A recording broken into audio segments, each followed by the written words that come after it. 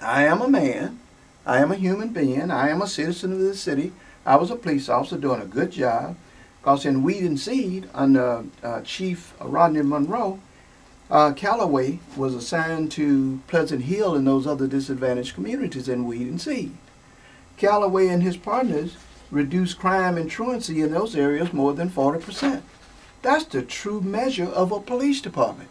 How well they control crime and how well they maintain peace and order. It ain't nothing about how sharp you look and how you told somebody to shut up and how many people you put in jail. That's nothing to do with the measurement of a police department. I repeat, it's about your crime control and your peace control. Well, this man had demonstrated that under Rodney Monroe. But the minute that Rodney Monroe left and Chief Burns, acted chief for a long time, I discovered, and became chief, Officer Callaway's career got on a slippery slope to chaos. The very first thing they did was abandon and abolish the Weed and Seed program. That's telling me, somebody in Macon Police Department didn't give a damn about poor people and disadvantaged people and black communities and poor white communities. So that person needs to be looked at. Right. Now, just so I can be clear, I guess it was a progression, starting with Callaway, and then the other officers came. Your investigation unveiled the other officers. I want to make sure we're talking about several officers. That's right, because here's what I found. Before Callaway, a black officer named Gore and Jackie Johnson was fired. Now, they may have done something that may have been a violation of a rule. But then, if they did something and it was a violation of a rule, was all police officers being treated the same way, or were they singled out? So I decided, well, let me go in and let me take a look at some police records. You know, because in the Open Policy Act, you can go and look at police officers' files.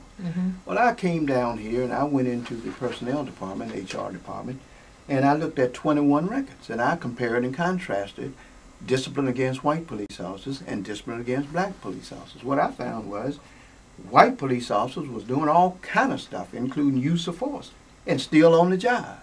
Just slap on the wrist, maybe a day or two suspension. Black police officers were being fired for the same thing. And in 2-year time, Chief Burns had fired Vicky Stevens-Red, Marvin Morris, Carl Kellum, and White and Callaway. And not only that, but they fired a white female officer for doing nothing more than white police males are doing every day. So then that signaled to me that, okay, this man not only don't care nothing about black officers and don't understand the relevancy of having them to serve their community, now, he doesn't care anything about white female officers either. Because here's a white female officer that he just threw out as if he was throwing the baby out with the bathwater. Now, there's something wrong with that. There's too much an investment in police officers. From the time that you recruit them, hire them, train them, and professionally train them, and put them out there and equip them, you have a fortune tied up in a police officer. So you just can't take a police officer, if you are thinking, Chief, and just dump them out as a baby with the bathwater when you got all of that tied up in them. You use discipline, you use corrective counseling, you know, you use with the common old butt-chewing thing to straighten that officer up and make that officer understand that you are part of this community and you must perform accordingly.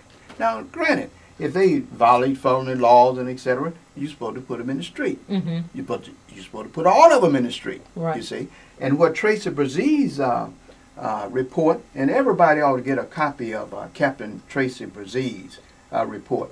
I don't know whether I love Tracy Brazee or whether I hate Tracy Brazee, because she was part of what got Officer Callaway set up to go out of the police department.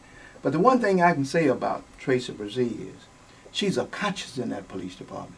And that's what women bring to a police department. That's why it was so good when women broke through the walls of police, because they bring compassion, they bring understanding, and they also bring toughness. A woman will shoot you just as quick as a man, and probably quicker if you jump in her face and threaten her. A woman, on the other hand, though, will talk to you like you're a human being generally, and try and reach your human side to try to get you to conform.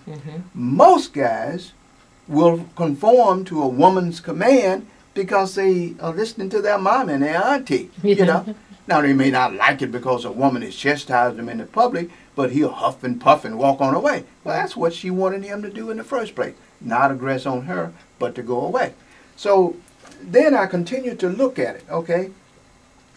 If you have Gore and Johnson fired beforehand, and then Chief Burns has the guts, gall, and audacity to come and fire Calloway and Vicky Red and Marvin Morris and Carl Kellum in a 2-year period, where's the community?